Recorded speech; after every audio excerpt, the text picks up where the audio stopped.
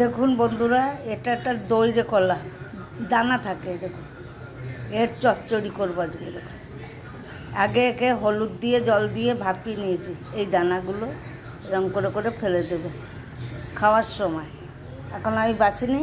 আর কড়াইতে তেল 5 ফুটন দিয়েছি, দিয়ে পেঁয়াজ দিয়ে দিয়েছি। পেঁয়াজ দিয়ে দিয়েছি, পেঁয়াজটা ভাজা ভাজা হবে। ভাজা হয়ে গেছে, এই দইরে কলা সিদ্ধটা দিয়ে দেবো। একটু নুন দিয়ে দিলাম,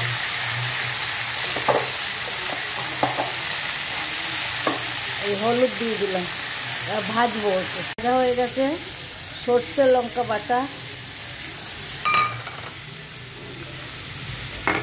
একটু জল দিলাম, বেশি জল দেবো না, সিদ্ধ করে তো। আর এই মিষ্টি দিলাম, আর এই চিংড়ি মাছ ভেজে রেখেছি এ দিয়ে দিলাম।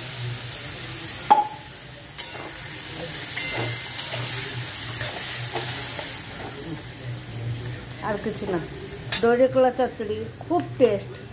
এতে দানা ভর্তি, কিন্তু খেতে আলু দেয় না। এই যে ঝাল যে যেরকম খাবেন দেবেন। আমি একটু ঝাল খাই, ঝাল দিয়েছি। ফুটছে দেখুন আমার দইরে কলা চচ্চড়িটা কত সুন্দর হয়েছে। আর আমি নামানোর মুখে এই একটু সর্ষের তেল দিয়ে দিচ্ছি।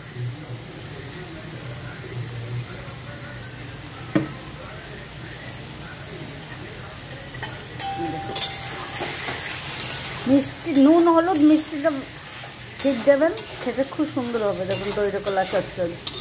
একে দইরে কলা বলে, কেউ বিচি কলা বলে। আমাদের বাড়ি বসিরহাট। আমরা এই চচ্চড়ি ভাতে শুকনো লঙ্কা দিয়ে আলু ভাতে দিয়ে মেখে আর মসুর ডাল সিদ্ধ খুব খাই। হয়ে গেল আমার দইরে কলা চচ্চড়ি।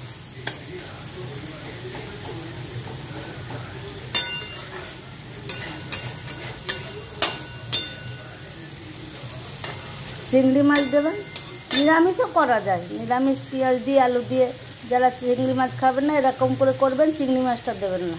এরকম হেভি টেস্ট। যত শুকবে তত ভালো লাগবে। তেল ছেড়ে দিয়েছি।